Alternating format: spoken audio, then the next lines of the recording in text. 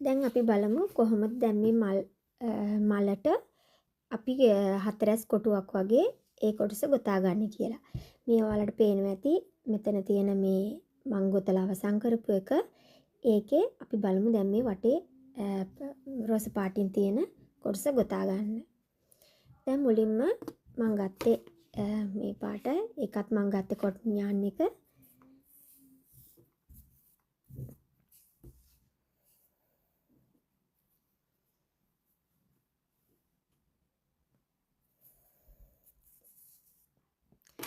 මේ විදියට අරගෙන දැන් මෙහෙම මේ අතර තමයි අපි මේ මල තියාගන්නේ.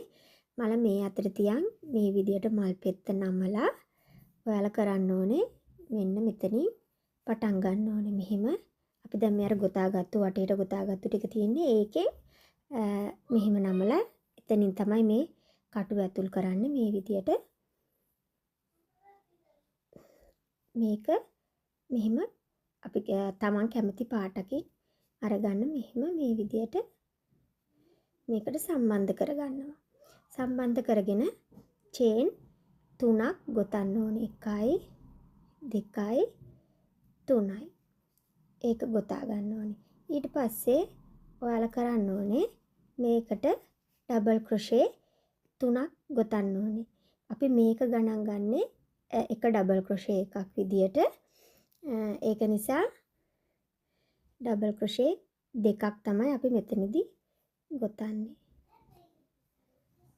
1යි 2යි.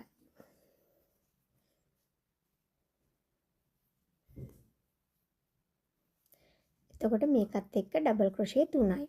දැන් අපි ඊළඟ පෙත්ත මේ විදියට පහලට කරලා මේ අතට ඊළඟ එක ගොතන්න යනවා. එතනට අපි ඩබල් ක්‍රොෂේ 3ක් ඉස්සෙල්ලා ගොතා ගන්න ඕනේ.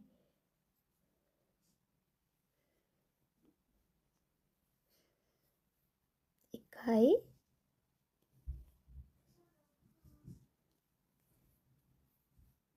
2යි 3යි.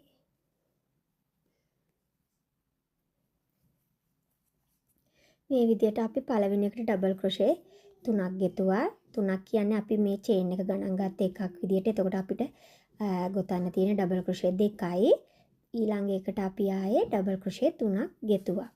ඊට පස්සේ ඔයාලා කරන්න ඕනේ ගොතන්න ඕනේ 1යි 2යි. චේන් දෙකක් ගොතලා ඒකෙන්ම ඒ කියන්නේ අපි මේ ඩබල් ක්‍රොෂේ 3ක් ගොතපු එකෙන්ම ආයෙමත් ඩබල් ක්‍රොෂේ 3ක් ගොතන්න ඕනේ.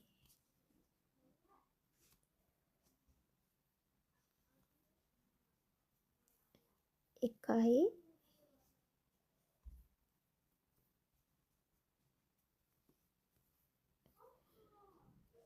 2යි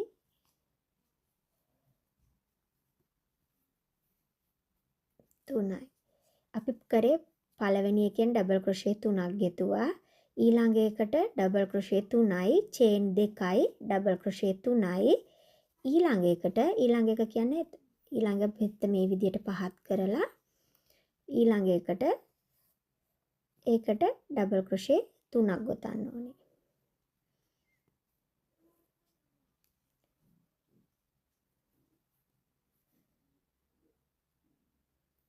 1යි 2යි 3යි.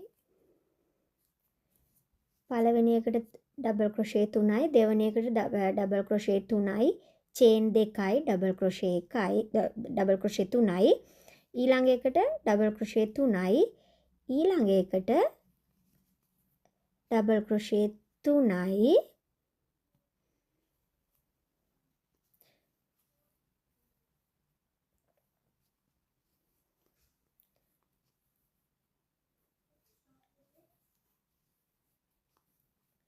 ඩබල් ක්‍රොෂේ 3යි චේන් 2යි ආයෙමත් ඩබල් ක්‍රොෂේ 3යි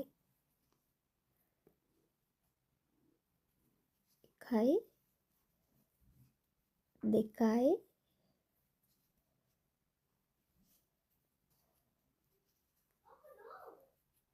3යි. දැන් ඔයාලට තේරෙනවා ඇති මෙතන රටාවක් තියෙනවා. මුලින්ම ඩබල් ක්‍රොෂේ 3යි, ඊළඟ එකට ඩබල් ක්‍රොෂේ 3යි, චේන් 2යි, ඩබල් ක්‍රොෂේ 3යි, ඊළඟ එක ඩබල් ක්‍රොෂේ 3යි, ඊළඟ එක ඩබල් ක්‍රොෂේ 3යි, චේන් 2යි, ඩබල් ක්‍රොෂේ 3යි. ඊළඟට මේකට ඩබල් ක්‍රොෂේ 3යි, ඊළඟ එකට ඩබල් ක්‍රොෂේ 3යි, චේන් 2යි, ඩබල් ක්‍රොෂේ 3යි. ওই විදියට ඔයාලා අවසන් වෙනකන් ගොතා ගන්න. ඒ කියන්නේ අපිට එනවා එකකට ඩබල් ක්‍රොෂේ 3 ගානේ 4ක් එනවා, ඩබල් ක්‍රොෂේ 6 ගානේ 4ක් එනවා. මම අවසන් කරලා පෙන්නන්නම්. දැන් මම ඔයාලට පෙන්නන්නම් මේ සේරම ටික අපි ගොතා ගත්තට පස්සේ කොහොමද මේකට එකතු කරන්න කියලා මේ දෙක. දැන් ඔයාලට පේනවා ඇති මේ අපි චේන් 3ක් ගොතා ගත්තු එක. ඒකේ මේ උඩම චේන් එකෙන් මේ විදියට දාලා ස්ලිප් ස්ටිච් එකකින් තමයි මේක සම්බන්ධ කරන්නේ. දැන් මේ පේනවා. දැන් ඔයාලට පේනවා ඇති හතරස් කොටුවක් වගේ මේ පැත්තෙන් ඇවිල්ලා තියෙනවා. හතරස් විදියට මෙහෙම තියෙනවා. ඔයාලා මේවා ඉදිකට්ටුවක් අරගෙන පේන්නේ නැති විදියට හංග ගන්න. ඊළඟට අපි කරන්න ඕනේ දැන් අපි මෙතනින් සම්බන්ධ කරගත්තට පස්සේ නැවත චේන් 3ක් ගොතන්න ඕනේ. 1යි 2යි 3යි. ඊට පස්සේ චේන් 3ක් ගොතලා දැන් මේ විදියට අපි ඊට පස්සේ ඩබල් ක්‍රොෂේ එකක් තමයි ගන්නෙ. මෙහෙම පටලලා අරන් දැන් මේ මෙතන හිඩස තියෙන්නේ. කියන්නේ අපි දැන් මේ කලින් ගොතපු ඒවා ඒ කලින් ගොතපු ඒ වගේ මේ හැමතැනම තියෙන හිඩසෙන් තමයි අපි ගන්නෙ. ඩබල් ක්‍රොෂේ මෙතනින් අරන් මෙතනින් ඩබල් ක්‍රොෂේ 3ක් ගොතන්න ඕනේ. 1යි 2යි 3යි.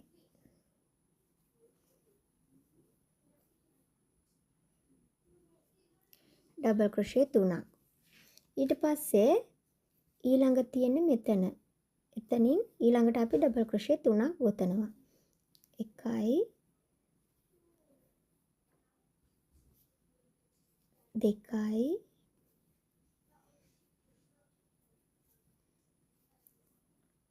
3යි. දැන් මෙතනදී අපි මේ දැන් ගොතන්නේ අර අපි චේන් දෙකක හිඩස තිබ්බ තැනටනේ. එතනට අපි ගොතද්දී ඩබල් ක්‍රොෂේ 6ක් ගොතන්න ඕනේ. ඒ කියන්නේ ඩබල් ක්‍රොෂේ 3ක් ගොතලා අපි මෙතනදිත් චේන් දෙකක් ගොතන්න ඕනේ. චේන් දෙකක් ගොතලා නැවත ඩබල් ක්‍රොෂේ 3ක් එතනට ගොතන්න ඕනේ.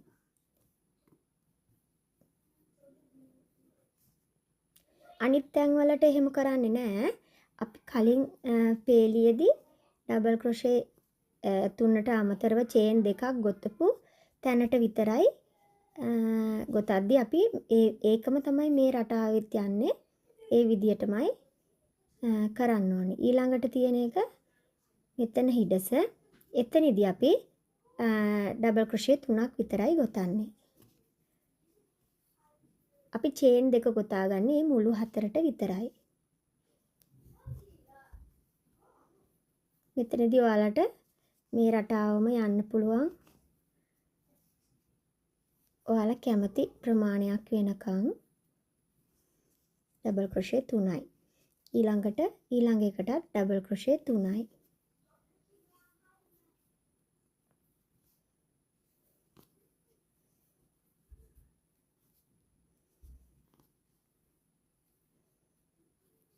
ඊළඟ එකට මෙතනදී අපිට ඔයාලට පේනවා මේ චේන් දෙක ගොතපු මුල්ලක් අපිට දැන් මේ හම්බ වෙලා තියෙන්නේ. එතනට අපි ඩබල් ක්‍රොෂේ 3කුයි එතනින්ම චේන් දෙකයි ඩබල් ක්‍රොෂේ 3යි. දැන් ඔයාලට රටාව තේරෙනවා ඇති. පෙන්නන්නම් මේක අවසන් කරන්නේ කොහොමද කියලා. දැන් ඔයාලට පේනවා ඇති අපි මුලින්ම පටන් ගත්තේ චේන් 3ක් ගොතලා පටන් ගත්ත තැන තියෙනවා.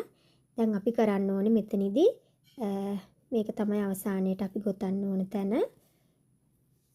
අපි දැන් එකකට ඩබල් ක්‍රොෂේ 3 ගානේ ගොතන්නේ. දැන් බලමු ඩබල් ක්‍රොෂේ 1යි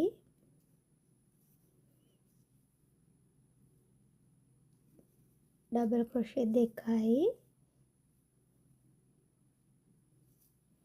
අපි ඩබල් ක්‍රොෂේ 3ක් ගොතන්නේ නැහැ. මොකද අපි මේ චේන් එක එකක් විදියට ගන්නවා මෙතනදී. අපි ස්ලිප් ස්ටිච් එකක් දාලා මේ චේන් එකේ උඩ කොටසෙන් මේක අවසන් කරනවා. දැන් මේ විදියට තමයි ඇවිල්ලා තියෙන්නේ. දැන් ඔයාලට පේනවා ඇති. ඒක හරි ලස්සනට එතනට ඒ විදියට ආවා. එහෙමනම් ඊළඟට කරන්න ඕනේ නැවතත් චේන් 3ක් ගොතා ගන්න. මේ විදිහට චේන් 3ක් ගොතලා ඔයාලා කරන්න ඕනේ මෙතනින් තමයි පළවෙනි එක පටන් ගන්නෙ.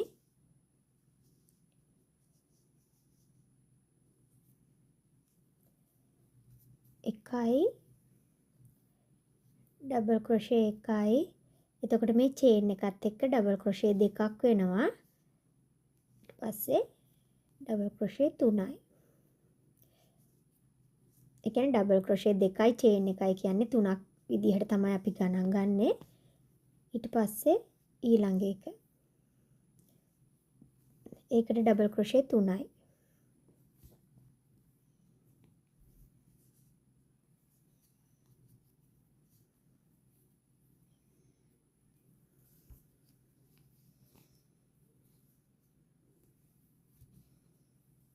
කලින් පේලිය කරපු විදිහමයි මේ එකකට ඩබල් ක්‍රොෂේ 3 ගානේ ගොතාගෙන යනවා. මේ මුළු හතරදී ඒ කියන්නේ අපි මේ චේන් දෙකක් දාලා හදාගත්ත මුළු හතරේදී ඔයාලා කරන්න ඕනේ ඩබල් ක්‍රොෂේ 6ක් කරන්න ඕනේ. චේන් දෙකක්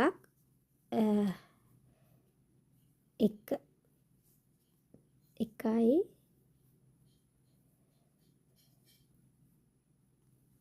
දෙකයි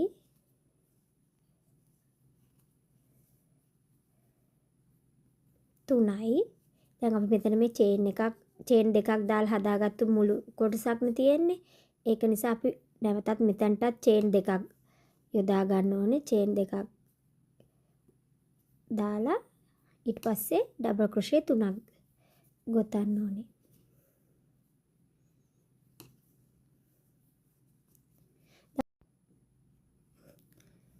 දැන් ඔයාලට පේනවා ඇති මෙතනදිත් රටාවක් තියෙනවා. දැන් මේ මුළු හතරට කරන්නේ ඩබල් ක්‍රොෂේ 6ක් කරනවා චේන් දෙකකුත් එක්ක. අනිත් ඒවට ඩබල් ක්‍රොෂේ 3 ගානේ ගොතාගෙන යනවා. මේ විදියට ඔයාලට පුළුවන් මේ පේලියත් අවසන් කරගන්න. මේ තුන්වෙනි පේලිය. ඊට පස්සේදී මම කියලා දෙන්නම් මේ අනිත් කොටස් දෙක කොහොමද හදාගන්නේ කියලා. අපි ඒ කොටස් දෙක හදාගත්තට පස්සේ මේ කොටස හදලා අවසන් මේ කොටස තියෙන්නේ අඟල් 6 කූඩුවකට. ඔයාලට තව මේක ලොකු කරගන්න ඕන නම් මේ අවසානයේට දාන එක ඔයාලට පුළුවන් තව ටිකක් ලොකුවට ගොතා ගන්න. එහෙමනම් මේක ඉතිරි කොටස සම්පූර්ණයෙන්ම ගොතලා ඉවර වෙලා මම ඔයාලට පෙන්නන්නම්.